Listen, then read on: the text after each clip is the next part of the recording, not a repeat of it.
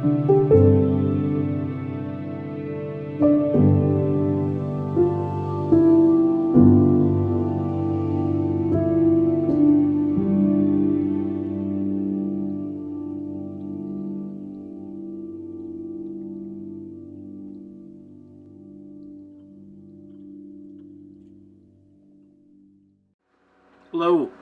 welcome to this edition of Who Knows Best. So today I wanted to talk about something very simple, the candy cane. Now I know some of you looking at this might be surprised that it's still wrapped and I haven't eaten it yet, and that's why I wore the white tie and the red shirt to kind of symbolize a little bit of this symbol. And I know over the years, as you've probably heard about the candy cane, the different symbolism that's encoded in the candy cane. First, let me take away some of the mythology first, okay? But hang on till the end, please. Don't think I'm throwing the baby out with the bathwater on this, okay? You'll see what I mean. So, when you look at the candy cane, I'll put this on the side for a minute because I might start eating it. You never know. But when you look at the candy cane, okay, I want you to know the history of it first. So it wasn't red and white in the beginning. It was pure white. And it was a candy stick. It was straight. And the candy stick, it probably developed in Europe. And it would have been given out at Christmas time to the children to eat. But it's pure sugar, okay? So as time went on, that was in the 1800s or so, somewhere around there. As time went on, they decided to add the peppermint flavor, okay, because that kind of took away the overpowering sugar taste, and it gave it a better taste, a different taste. But it was still straight. It was a candy stick, and somewhere in the early 1900s, what they did was they added the red and white stripe, the red stripe. Now, why would they do that? Was it some secret coding? No. Very simple. They wanted it to be attractive to eat. All right.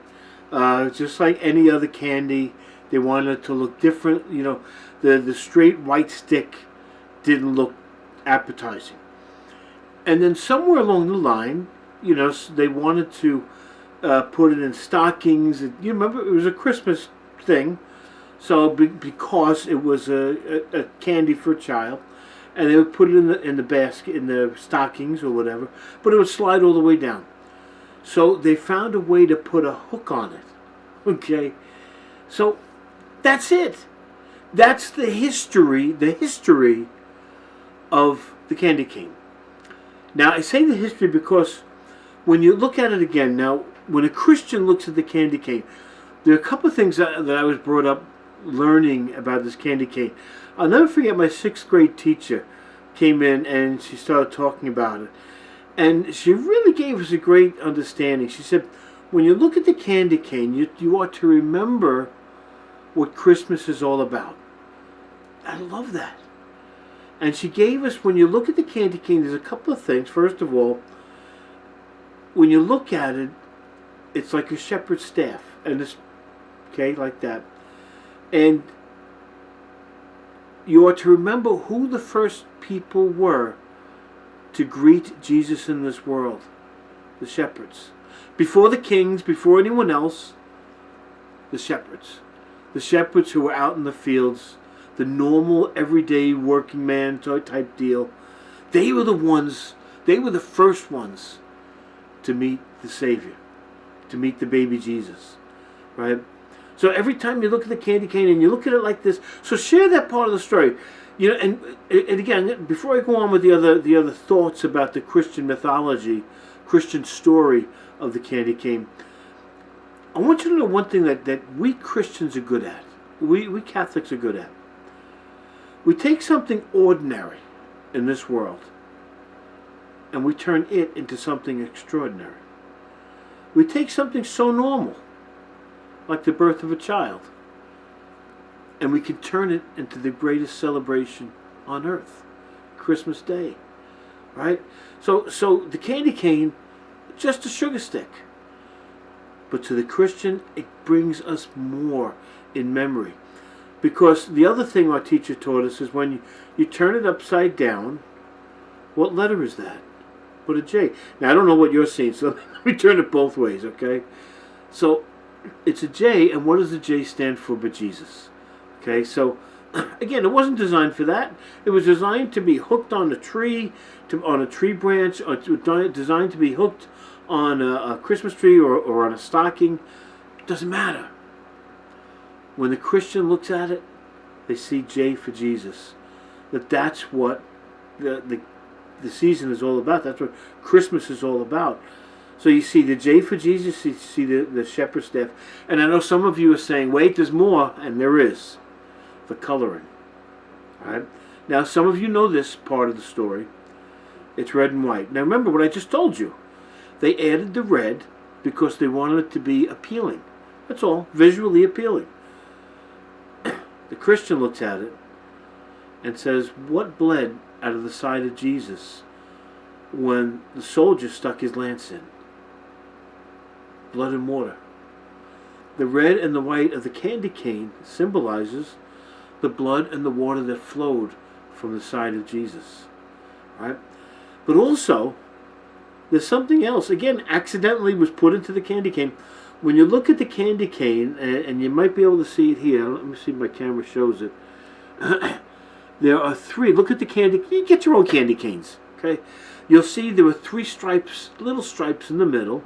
Okay. And then a bigger stripe. Three.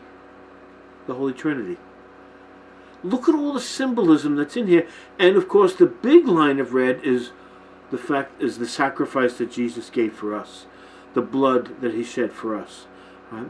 So look at all the symbolism. It's an ordinary candy cane. It's an ordinary candy stick that we've turned into something so different, so powerful. And you know, we overlook it. We see them in the store. There's a box of them sitting there, and then they go on sale after Christmas because not many people bought them. But buy them, put them on your tree, you know. And yes, enjoy them. You know what? I got one sitting right here. Hope you don't mind because beautiful. Oh, the other thing. Why the peppermint? I'm sorry, I shouldn't talk with my mouth full, I know. Why the peppermint flavor? And what is that? What is the Christian symbolism there? Two things. One is the white of the candy cane is the purity of Jesus. Okay, the purity of the birth of the child that came, and the purity of the Mother Mary. Okay, Immaculate Conception. But the peppermint, it was put in there also. You know, when I'm sorry, I'm still eating the candy cane. When you eat the candy cane, if you have anything else, let's say you have bad breath or you have something bad going on in your mouth, or whatever else, peppermint has a way of masking everything. Okay, and not just masking it, but cleansing it in a sense. All right, so that this becomes the dominant flavor, and it wakes up your mouth. Okay, and again, isn't that what Christmas is about? Waking up to the fact that Jesus Christ has been born. All right, so brothers, sisters, I want you to share this with your children, with your family, with anyone else that'll listen. The story of the candy cane that Joe taught you. Okay, the shepherd's staff, the J for Jesus, the blood and water that flowed, the Trinity. Again, it's a very simple stick, candy stick, that we found a way to take an ordinary thing and make it extraordinary. God has found ways to do that with other things in this world. And we'll talk about that in further episodes of Who Knows Best. God bless, and hope you have a great Christmas season.